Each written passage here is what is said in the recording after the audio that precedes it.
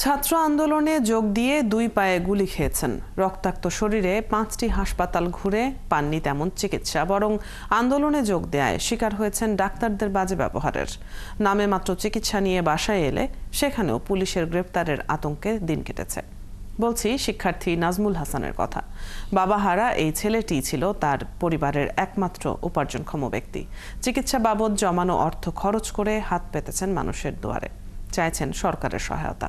নজরুল ইসলাম রনির তোলা ছবিতে আরো জানাচ্ছেন রাশেদ আনিস। অপলক দৃষ্টি, কপালে চিন্তার ভাঁজ। 2 পায়ে গুলি খেয়ে বিছানায় এভাবে শুয়েই দিন কাটছে নাজমুলের।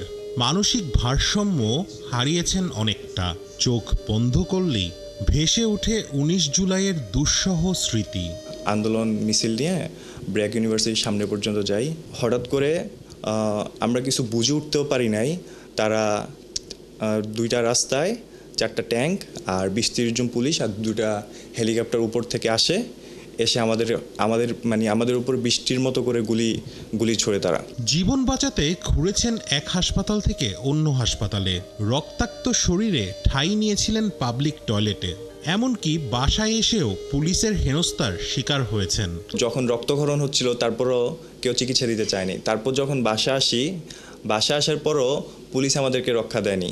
পুলিশ আমাদেরকে বাসা থেকে তুলে নিয়ে যাওয়ার চেষ্টা করে এবং কি বাসা থেকে অনেককে অ্যারেস্ট করে নিয়ে যায়। আমি কোনো রকমে পালিয়ে পরে আমার ফুপির আমাকে চট্টগ্রাম নিয়ে আসে চিকিৎসা দেওয়ার জন্য। অন্যের সাহায্য ছাড়া হাঁটতে পারেন না নাজমুল। বাবা মারা যাবার পর বাবার রেখে যাওয়া সেভিংস ও ছোট্ট একটা চাকরি থেকে আসা আয় দিয়েই চলত পরিবারের খরচ। তবে 19 জুলাই পাল্টে দেয় সবটা। আমার বাবা মারা যাওয়ার পরে আমার মাই ছিল আমার পৃথিবী।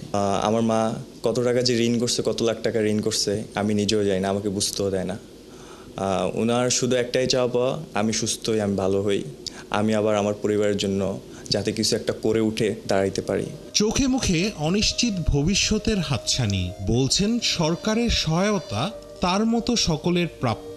আমরা তো দেশের জন্য করছি, তো আশা করি সরকার আমাদের জন্য কিছু একটা করবে। মায়ের মুখে আবারও হাসি ফোটাতে চায় নাজমুল, চেয়েছেন দেশবাসীর দোয়া।